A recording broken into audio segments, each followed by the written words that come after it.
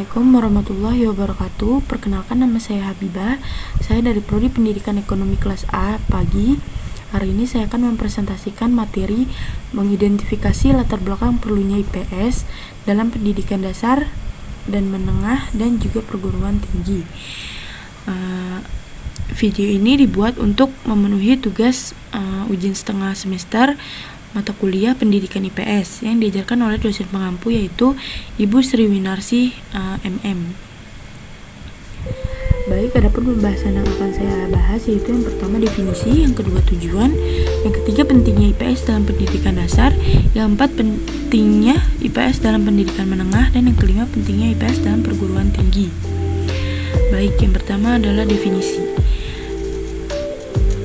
Ilmu pengetahuan sosial atau IPS merupakan mata pelajaran yang bersumber dari kehidupan sosial masyarakat yang diseleksi dengan menggunakan konsep ilmu sosial yang digunakan untuk kepentingan pembelajaran. Definisi menurut ahli. Menurut Somantri 2001-44, yaitu IPS merupakan penyederhanaan disiplin antara ilmu-ilmu sosial, ideologi negara bersama dengan disiplin ilmu lainnya, serta masalah-masalah sosial terkait yang diorganisasikan dan disajikan secara ilmiah dan psikologis untuk tujuan pendidikan pada tingkat pendidikan dasar dan menengah. Menurut Sapria tahun 2009, pelajaran IPS di sekolah dasar merupakan nama mata pelajaran yang berdiri sendiri sebagai integrasi dari sejumlah konsep disiplin ilmu sosial, humaniora, sains, bahkan berbagai isu dan masalah sosial kehidupan. Nah, berdasarkan definisi-definisi IPS dari para ahli tersebut, maka dapat diartikan bahwa IPS merupakan penggabungan antara pengetahuan dan ilmu-ilmu sosial seperti geografi, sejarah, sosiologi, ekonomi secara terintegrasi ke dalam pembelajaran terpadu mengenai unsur dan fenomena sosial untuk tujuan pendidikan, khususnya pada tingkat pendidikan dasar dan menengah. Yang kedua adalah tujuan. Tujuan pembelajaran IPS tidak hanya menekankan pada aspek pengetahuan saja, melainkan juga pembinaan peserta didik untuk mengembangkan dan menerapkan nilai-nilai pengetahuan tersebut di tengah masyarakat. Nilai-nilai tersebut misalnya tenggang rasa dan tempo seliro, kepedulian terhadap sesama dan lingkungan, disiplin, ketaatan, keteraturan, etos kerja, dan lain-lain. Selain itu, tujuan pembelajaran IPS adalah yang pertama, untuk mengembangkan potensi peserta didik atau siswa agar peka terhadap masalah sosial yang terjadi di masyarakat. Yang kedua, memiliki sikap mental positif terhadap perbaikan segala ketimpangan yang terjadi. Yang ketiga, ketimpangan mengatasi setiap masalah yang terjadi sehari-hari, baik yang menimpa dirinya sendiri maupun yang menimpa masyarakat. Lalu yang ketiga, pentingnya IPS untuk pendidikan dasar.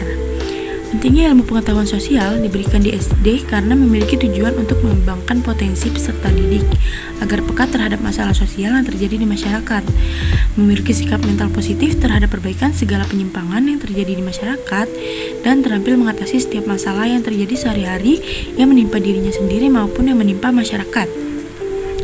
Tujuan adanya IPS untuk siswa atau siswi yang disusun oleh Awan Mutakin tahun 1998.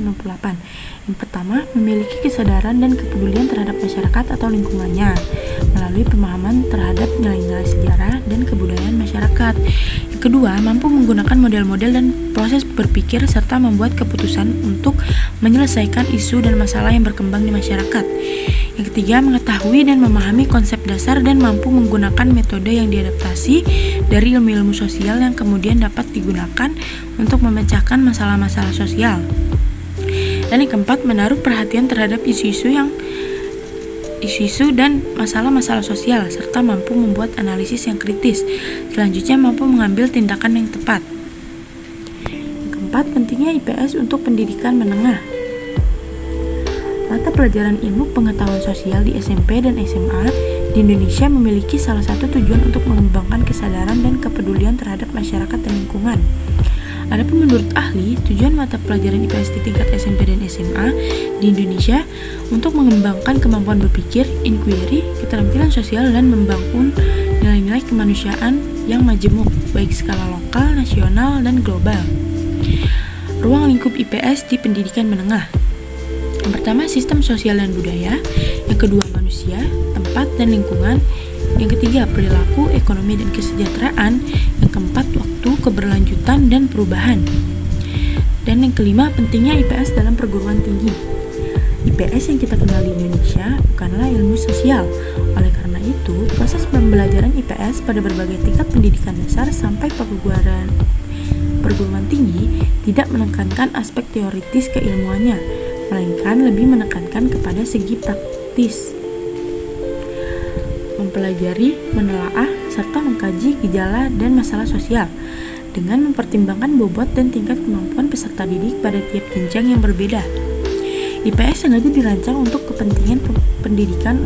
Oleh karena itu, keberadaan IPS lebih memfokuskan pada dunia persekolahan. Tidak seperti ilmu sosial, keberadaannya bisa di dunia persekolahan, perguruan tinggi, atau dipelajari di masyarakat umum sekalipun.